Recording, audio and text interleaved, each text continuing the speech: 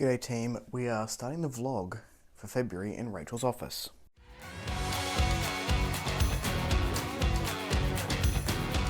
Hello everyone, welcome back to A Fictional Escapist. My name is Kris and today's video is the February reading vlog. So I'm going to do the same thing that I did last month where instead of going for like 10 days, I'm just going to pick a couple of books and then read those and give you my thoughts on them as I read them.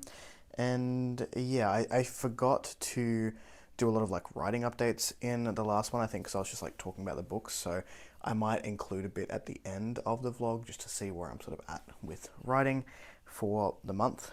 This one I don't really know what I'm going to read. I am feeling a bit mood ready. I literally filmed my February TBR today, and there are a lot of things that I need to read this month because I have either arcs for them or I've got like NetGalley e-arcs, and you know they come with a deadline. So in this one I have quite a few things that I could potentially pick up, and I am gearing towards Bone of My Bone by Joanna Van Veen, which is like I think it's like a historical fantasy literary situation with some queer representation in there, heavy religious themes, and like I'm kind of in the mood to like dig something like that, but I also like don't really know. That one does have a deadline just because I want to keep my score for NetGalley to be 100% on the reviews, and I think I have about 40 days for that one before I'm no longer able to review it. So like I have time. I could push that one to March if I wanted to, but then is that too close to home? So that one is potentially on the cards.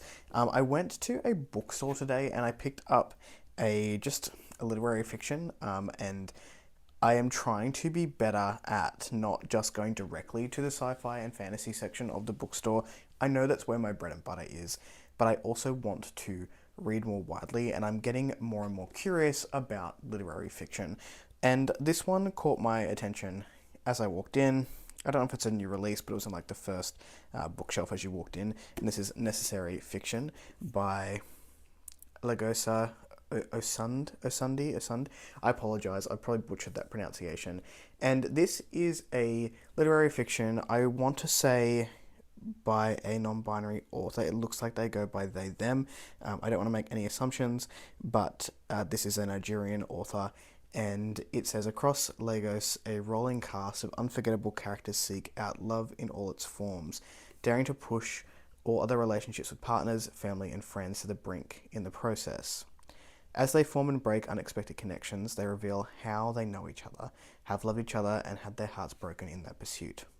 Suddenly alive and brazenly flawed, they work to establish themselves in the city's worlds of art, music, entertainment, and creativity, while reckoning with desire, fear, death, and God.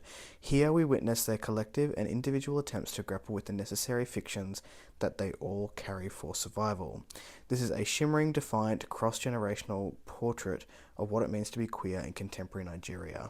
And I really do love cross-generational stories, but not necessarily like fantasy, but like literary stories or contemporary stories, because I find people really fascinating, and these cross-generational stories tend to be something that I do tend to really enjoy.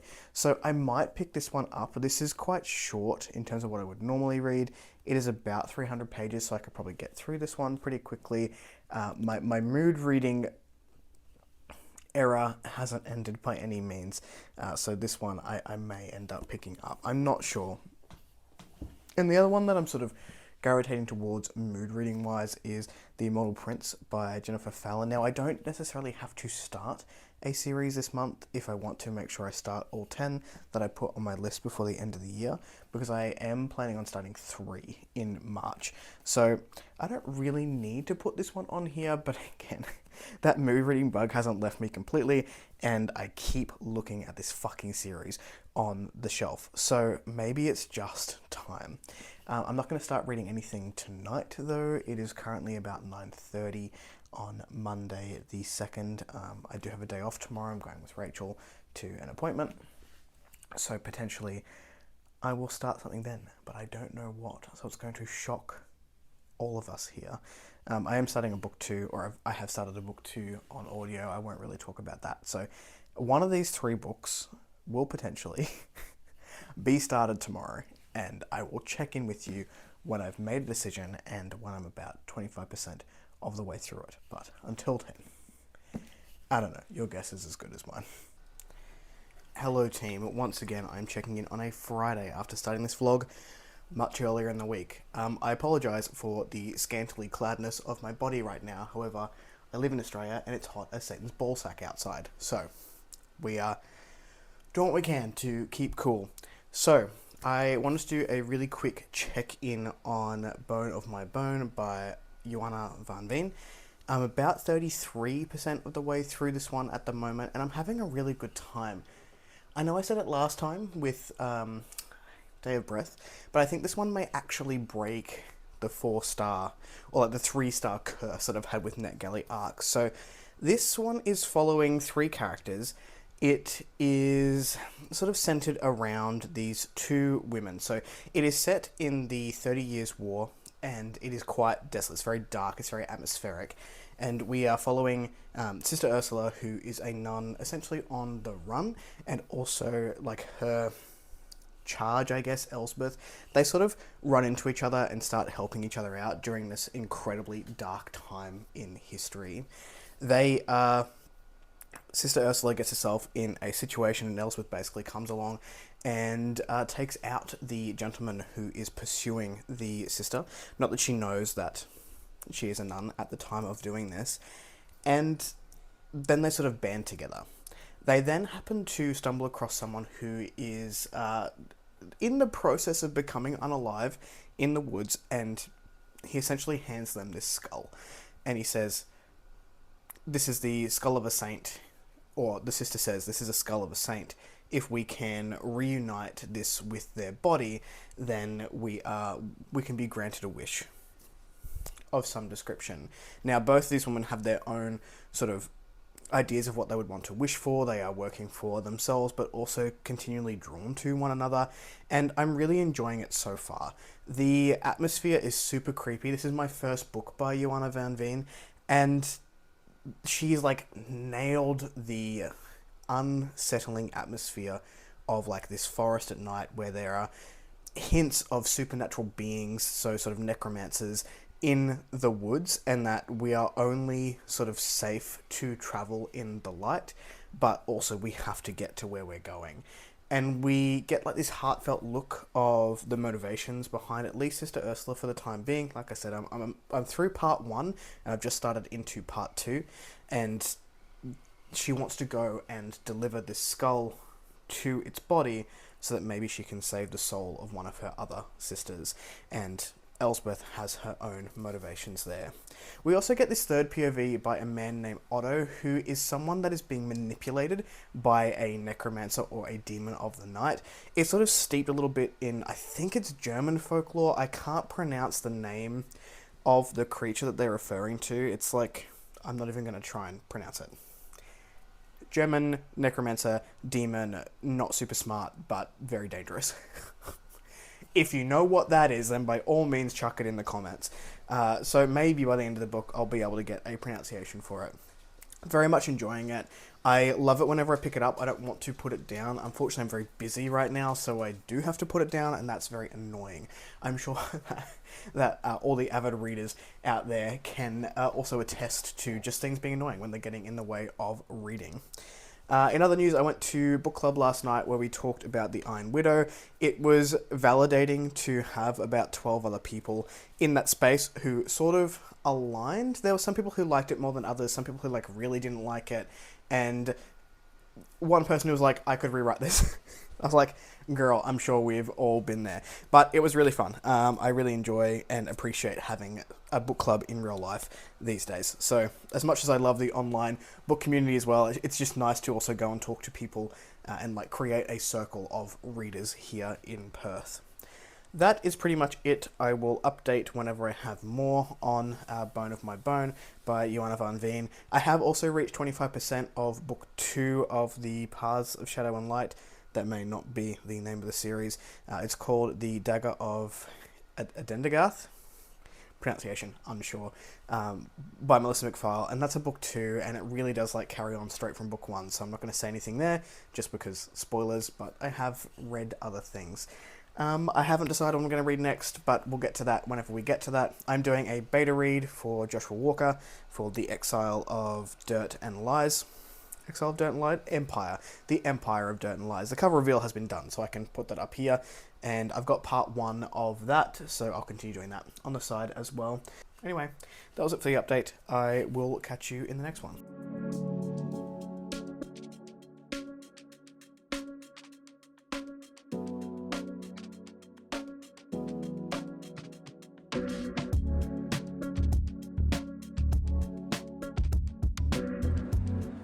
Just making sure that I've got both animals before I start talking. Hello.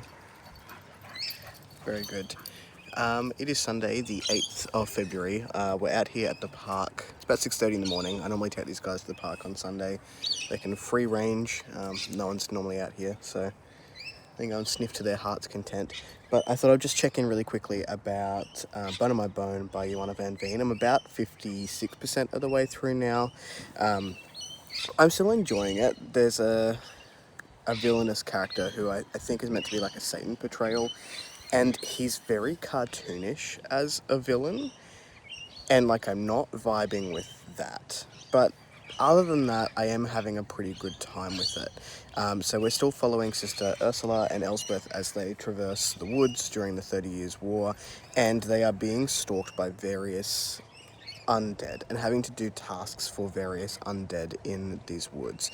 I don't know that I'm like 100% buying the relationship between Sister Ursula and Elsbeth either. Like, some of that is feeling a little bit forced for me, and I don't know whether that's just me being nitpicky or not, but these women are having to deal with some very horrific circumstances, I can speak, out in these woods. So the atmosphere is still really cool.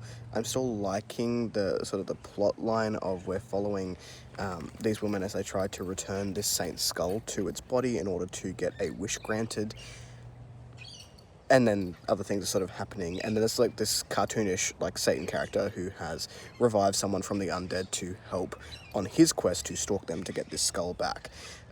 Yeah, I'm having an okay time so far. I don't think it's going to be as like a high rating as I was expecting initially, maybe a 3.5, so we'll have to keep going back to that NetGalley drawing board to see if maybe there's a book that will crack the 4-star at some point. But that is a really quick update.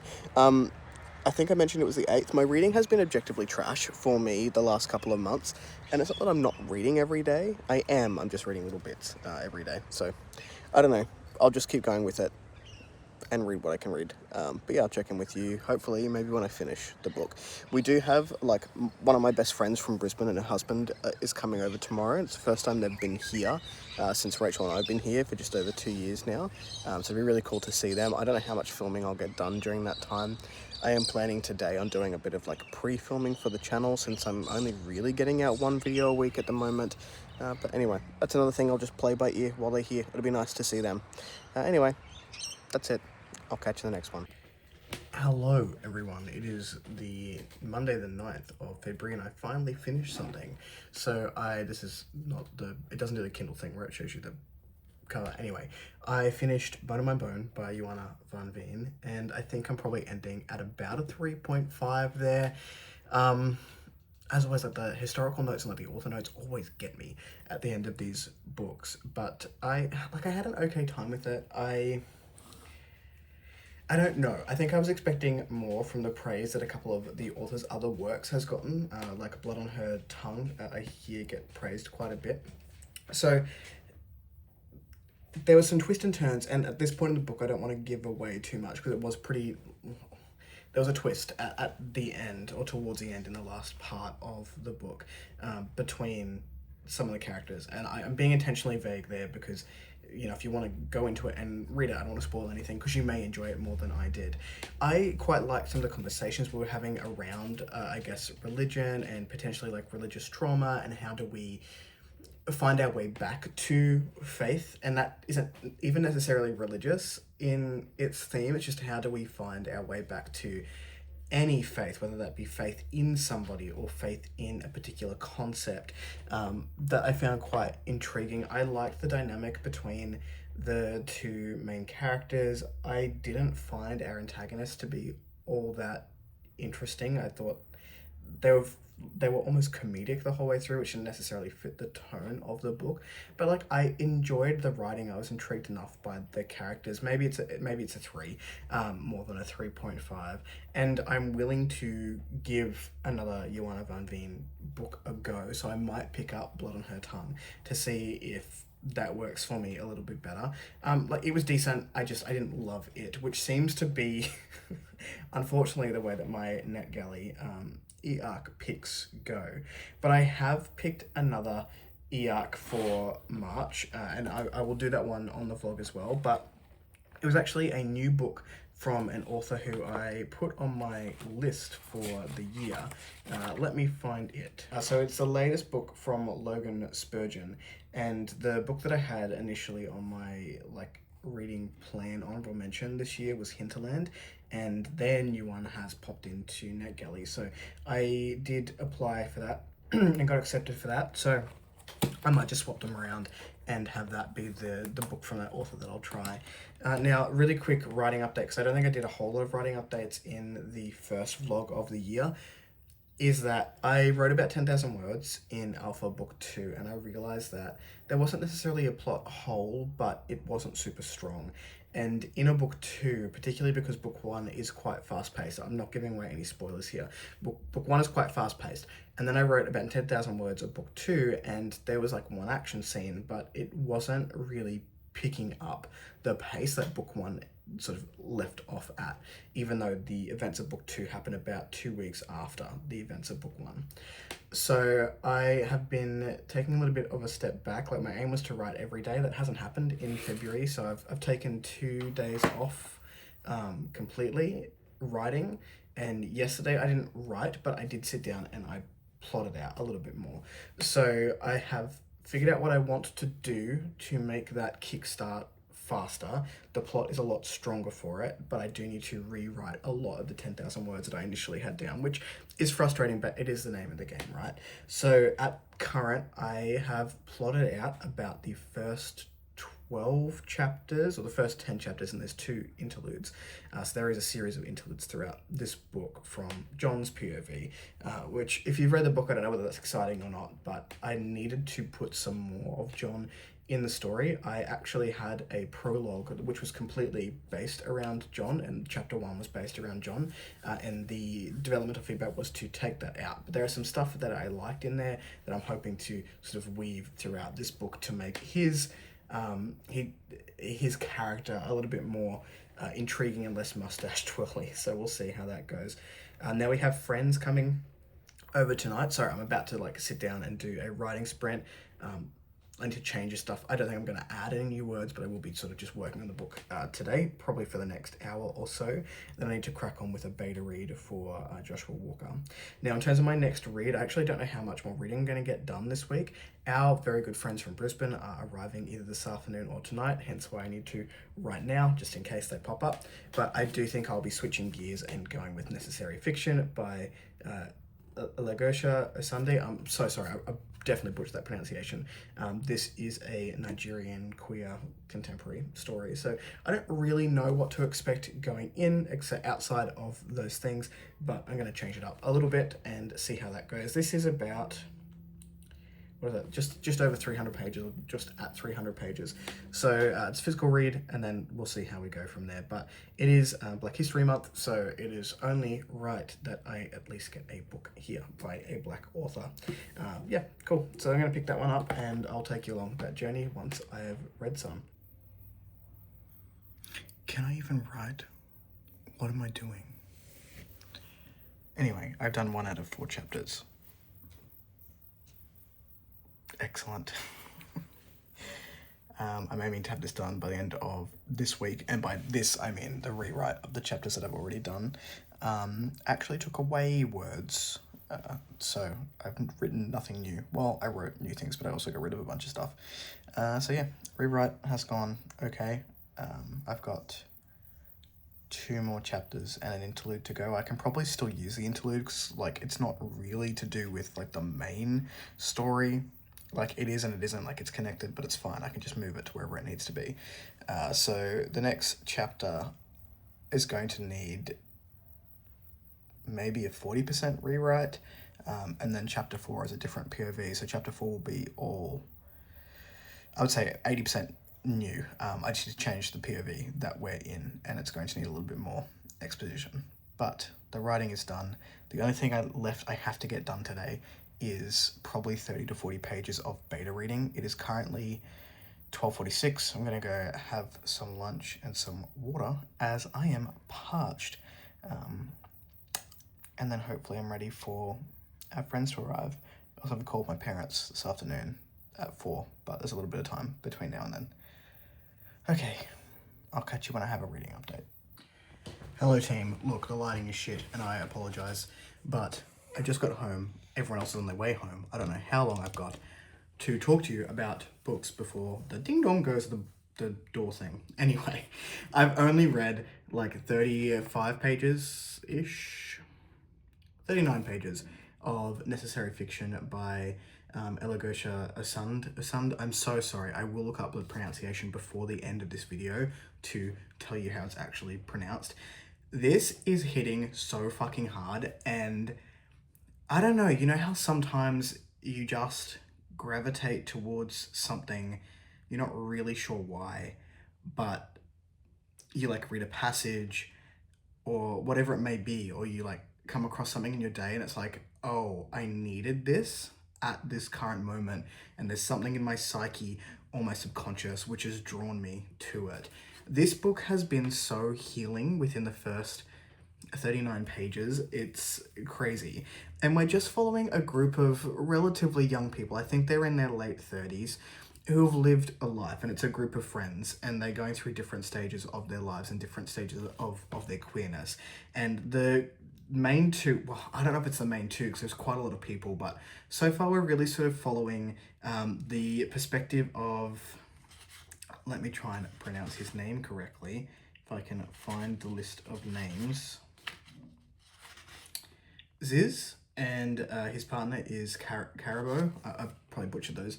And they're just really just talking about life.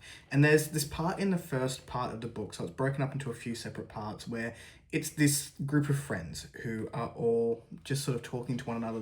There's an event that has happened, and I don't normally annotate, but you can see I've got some like little marks in there. I've underlined quite a lot, and like I contemplate stuff a lot, and there's a few lines in here that I've underlined that have like, I don't know, just really like hit me like a gut punch, and I kind of needed it. So I'll give you an example.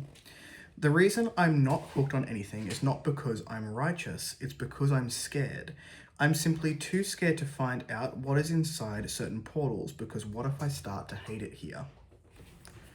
Far out. Just the amount of lines like that in the first like 40 pages has been incredible. Another one says, I feel alone sometimes because I am so hurt at how much my mother's substances took away from her and from me. Then I understand. Then I get mad. Then I understand. Shit plays on fucking loop. Sometimes I get scared to see how connected my gratitude is to relief that I have a better life than others, but I just want ease. Now that one hits personally home for me because of things that I went through in my own childhood.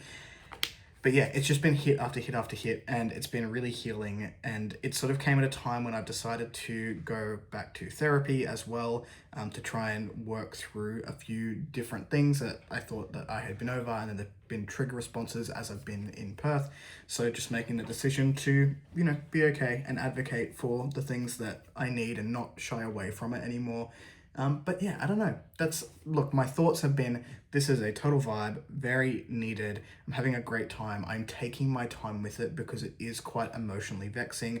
The language in here is written, it's based in Nigeria, and I think some of the language structure and the sentences and the inflections that they use are more local than they are westernized, and I love that the author has done that. It feels so authentic, and even though I may not understand it at first glance and I need a minute to try and get my head around what is being said, it just adds another layer of authenticity to this story. So having a good time so far. I don't know when I'll check in again, but it's already been 2 days and I've only read 40 pages. So we'll see how we go. I'll check in with you around the halfway mark and then we'll go from there. Okay, really quickly, I did go and look up the pronunciation of the author for this book, just so we can all know and get it right moving forward. It is Elahosa Osundi, so I will pronounce that correctly moving forward. Okay, good day. Hello team, I am here to give you a quick update on Necessary Fiction. I have gotten to just shy of page 200, I think I'm like at 197, so 2/3 of the way through, and this is still just such a wonderful experience. It expanded more on the initial 100 pages where I thought we were following like just a couple of characters. It is expanded into like their whole friend group, and we seem to be cycling through those friends and just getting little snippets of their lives as individuals which intertwine with sort of everybody else, or just little pockets of that friend group. And it's super hard hitting, very thematic. We are exploring love, friendship, pain, trauma, you name it in here. It's very literary, it's unapologetic, it is hard hitting. There have been passages in here which have just been an absolute fucking gut punch, but it is beautifully written, and I think at the heart of it, it's human. It's a story about humans living in Nigeria, sharing their experiences, and it has something that everyone can relate to at some point in one of these characters. And the things that I'm relating to aren't necessarily the queer things or even the conversations around gender within this friendship group. It's a little bit deeper and more personal than that for me personally. So it is a book I'm reading very slowly. I have since picked up another fantasy book just to have something that isn't as like deep, because this is taking a lot of brain power and I'm enjoying it immensely, but I am reading it quite slowly. So still having a very good time with it. I am hoping to finish it this week. I've got about 100 pages left, and I should read another, 10 to 20 pages tonight. I'm in the midst of finishing up a beta read, or a part 1 of a beta read that I have access to this afternoon, hopefully, and then it will just be this until it finishes. My quick writing update for me. So I think the last time I did an update, I had to rewrite 4 chapters, or not like completely rewrite, but I had to like play around with some POVs and do a couple of chapter rewrites. So I finished that yesterday. Last week for writing was just almost non-existent outside of editing these chapters. Like I didn't really write anything new. Bar my POV switch, I had to like add some new stuff because of the POV that it was in, which is fine. It was a week where we had friends here. It's been really lovely. Like, I have missed these friends a great deal, and it's just been nice spending time with them. And it's not like we've been doing anything in particular. We are just hanging out and like soaking up the energy from these friends who will go back to Brisbane on Thursday very early in the morning. So that is that. Then we have another couple of like busy weeks planned, so I'm just reading when I can. I did start writing a chapter this morning, so I have 500 words done, which is about 475 words more than what I got last week, which is incredible. So yeah, there's that. That is it for the update. Really, I will touch base with you when I finish Necessary Fiction. If you are curious about the fantasy that I picked up in the meantime, it is A Call to Bones by D.S. Hoskins.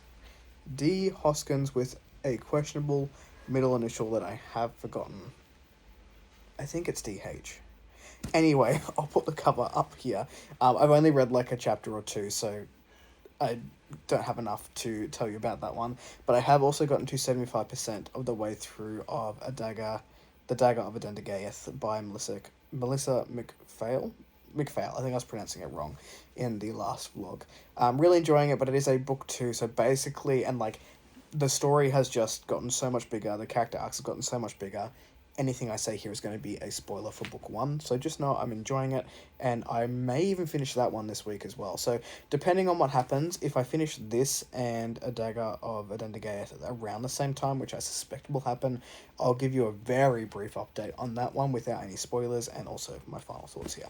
But yeah, that was it. I will catch you in the next update whenever that is.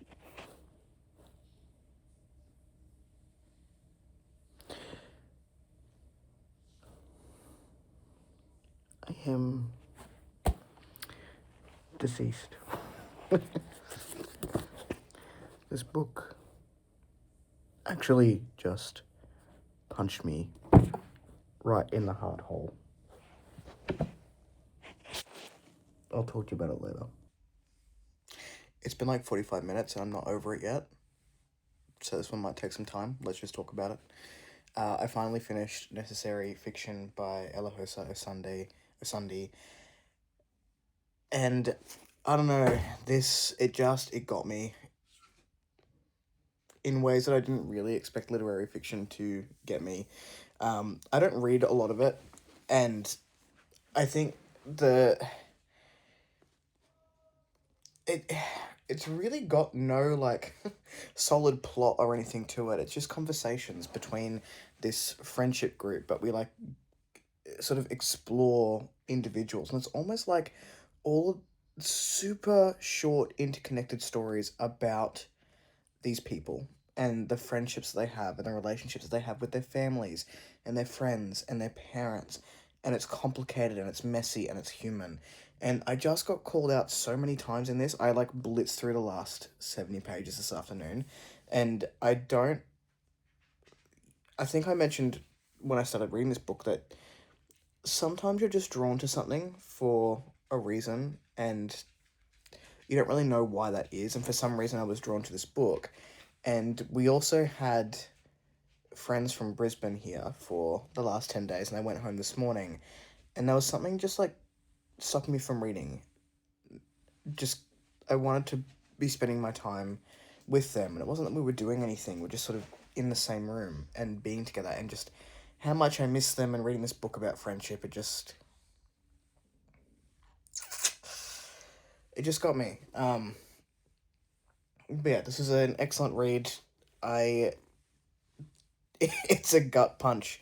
Know that going in. It will probably be in my top reads of the year. The exploration of humanity. That's all it was.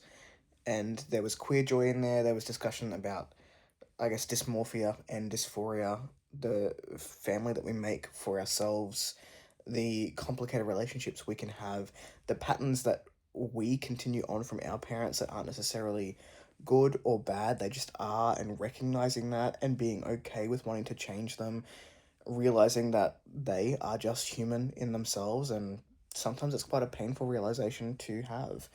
And yeah, I don't know, I think it just maybe came to me at a time when I needed it, and I couldn't finish it until, my found family had gone and allowed that space to do it. So I will be moving back to fantasy because I felt things, and that's not normally what I love to do, which is probably for my therapist to dissect more so than the internet. Yeah, I started A Call to Bones by D.H. Hoskins, and I'm about 10% of the way through that. It is a prequel, so I could talk about it, but also I'm reading so slowly right now that if I talk about that, that would be all the books I read in the month, and nothing would be here for the wrap-up. So I'm going to leave that. I have 2 hours left of The Dagger of Adendageath by Melissa McPhail, I always get it wrong. And I'll finish that tomorrow, hopefully. So I'm going to make this the end of the clip purely because the other book that I'm listening to is a sequel, so I can't really go too far into it. What I will say is that the complexity of the world has really started showing its colors in the second half of this book, because it is so much more than just the story of Ian and Trell, and there's this whole big backstory of the Alay and the Dajin, so there's light and dark magic, and the players on those sides are more godlike, and we have the sun dragons, and then we have the Prophet, Betterman's Prophet, is super dark, and I'm really enjoying how that's all starting to sort of weave together, but we're getting that story sort of a little bit separate, I would say, at the moment. But yeah, I am enjoying that. I'll finish that tomorrow. I don't know what I'm going to go on to, so I was going to initially read Heated Rivalry, but Rachel's too busy, so I do have an arc of another book, which is only about 5 hours listening time, so I might be able to squeeze that in before the end of the month. But anyway, that is the end of the vlog. If you like the content, give one of those. If you want to see more of it, click subscribe at your will, and I am going to be emotionally devastated elsewhere, but I'll catch you in the next video.